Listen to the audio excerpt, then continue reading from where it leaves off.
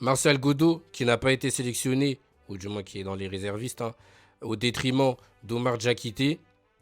Franchement, premièrement, c'est vraiment dommage pour Martial Godot, lui qui a laissé une top impression hein, lors de son premier match avec les éléphants, lors de la dernière trêve, où il te met un but et une passe D.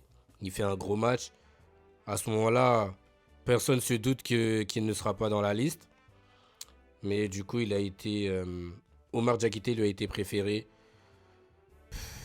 Je vais essayer d'expliquer ça. Pour moi, en vrai, je pense que si Omar Diakité a été préféré, c'est que déjà d'une, euh, au niveau de la hiérarchie, je pense qu'un Godot n'aurait pas joué lors de cette compétition parce qu'il y a beaucoup d'ailiers devant lui.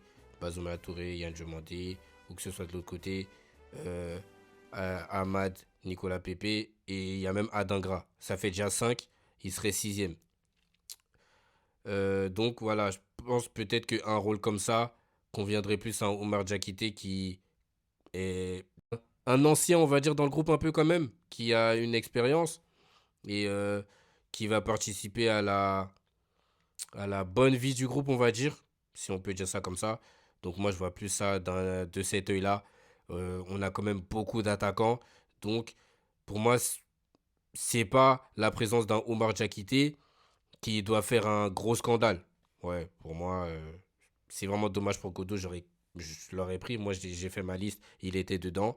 Mais c'est un, c'est une nouvelle que j'arrive à accepter. Voilà. C'est dit comme ça. Voilà. C'est une nouvelle que j'arrive à accepter. J'espère qu'il va bien encaisser cette décision et qu'il va rien lâcher. Il y a une autre échéance qui arrive très vite, la CAN.